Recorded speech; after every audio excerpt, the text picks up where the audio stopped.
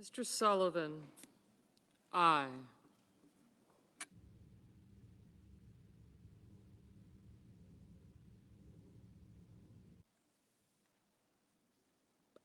Mr. Schumer, no.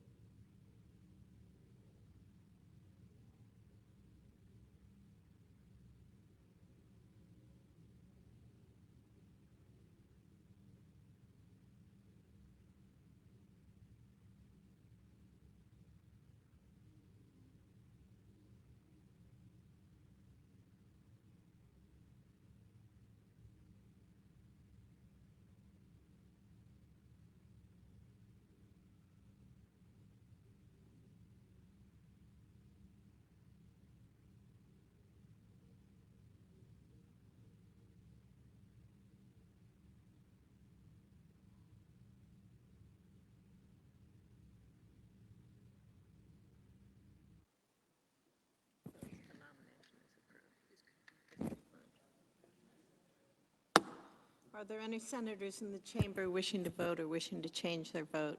Seeing none, the ayes are 70, the nays are 22, and the nomination is confirmed.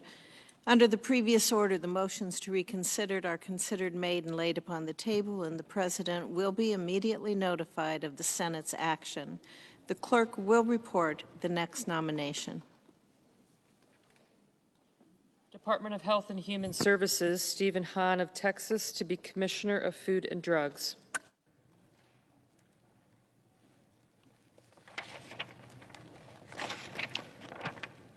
Madam President, The Senator from New Jersey. as if in legislative session, I ask unanimous consent that the Senate Foreign Relations Committee be discharged from further consideration of S.Res.150 and the Senate proceed to its immediate consideration. Without objection. The clerk will report. Senate Resolution 150, expressing the sense of the Senate that it is the policy of the United States to commemorate the Armenian Genocide through official recognition and remembrance.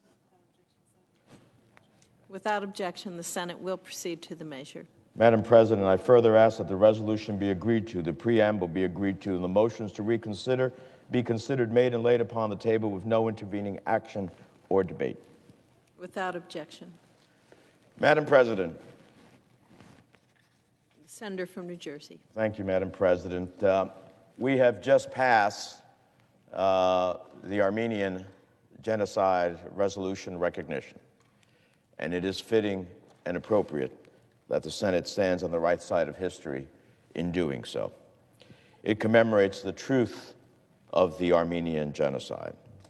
On Monday, we commemorated the International Day of Commemoration and Dignity of the victims of the crime of genocide and of the prevention of this crime. The UN General Assembly established this day of remembrance to commemorate and honor the victims of genocide and to highlight efforts to combat and prevent genocide. Passing this resolution is a fitting tribute to this day of remembrance. I have come to the floor on various occasions to talk about the history of the Armenian Genocide. An Armenian priest, Krikoris Balakian, recorded some of the massacres of innocent Armenians. Quote, he said, in Ankara and its surroundings, only a couple hundred miles east of Constantinople, the killing was done with axes, cleavers, shovels, and pitchforks. It was like a slaughterhouse. Armenians were hacked to pieces. Infants were dashed on rocks before the eyes of their mothers. It was indescribable horror. Even when Armenians were supposedly deported, the conditions they were forced to live in made clear that Turkey's ultimate goal was to eliminate the Armenian people. A visitor to one Turkish city in October of 1915 wrote, quote, the 16,000 deported Armenians who were living in the tents have been sent to Konya in cattle trucks.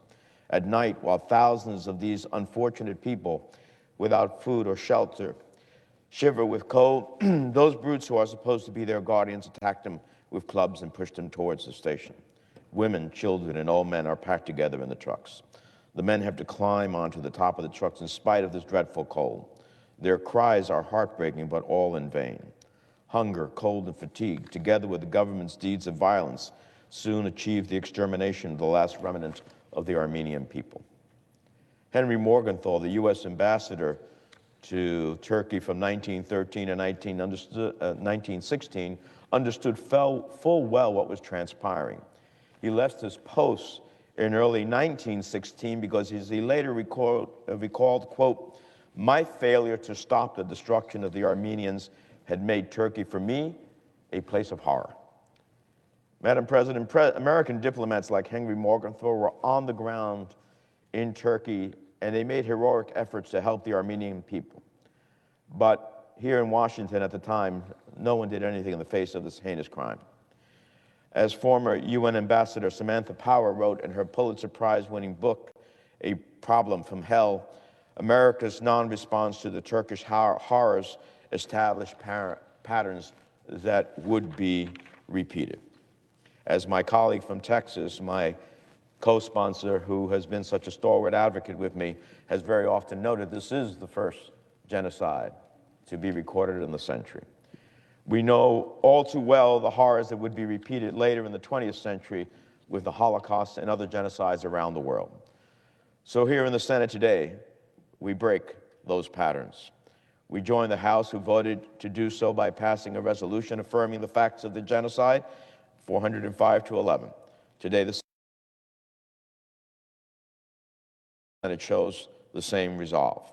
I'm deeply grateful to Senator Cruz for his stalwart leadership on this issue, to the 27 other senators from both parties who have co-sponsored the resolution and demonstrated their commitment to the truth, and the truth is finally will set us free. I am thankful that this resolution has passed at a time in which there are still survivors of the genocide.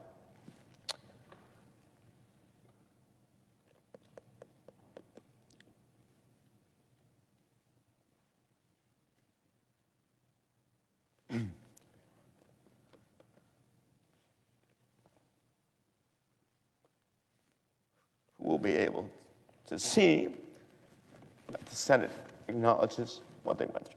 With that, Madam President, I yield the floor.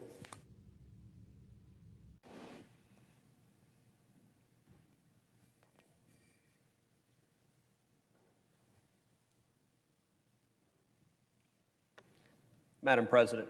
The senator from Texas. Madam President, I thank my colleague and friend, the senator from New Jersey, for his powerful remarks. And I rise today to celebrate a bipartisan achievement, an achievement of the Senate, an achievement for truth, an achievement for speaking the truth to darkness, for speaking the truth to evil, for speaking the truth to murder, for speaking the truth to genocide. This journey has been a long journey. Senator Menendez has been fighting this fight a long time. I've been proud to stand by his side. This is the third week in a row we have come to the Senate floor seeking to pass this resolution. And I'm grateful that today we have succeeded. The Menendez-Cruz resolution affirms U.S. recognition of the Armenian Genocide. It's been far too long in coming. From 1915 to 1923, the Ottoman Empire carried out a forced deportation of nearly 2 million Armenians, of whom 1.5 million were killed. It was an atrocious genocide. That it happened is a fact and an undeniable reality. In fact, the very word genocide literally means the killing of an entire people. And it was coined by Raphael Lemkin to describe the horrific nature of the Ottoman Empire's calculated extermination of the Armenians. It is why we have the horrid word genocide in our English language. Over 100 years ago, the world remained silent as the Armenian people suffered and were murdered. And even today, many people are unaware of what happened. But we must never be silent in response to atrocity. We have a responsibility to stand up and speak the truth.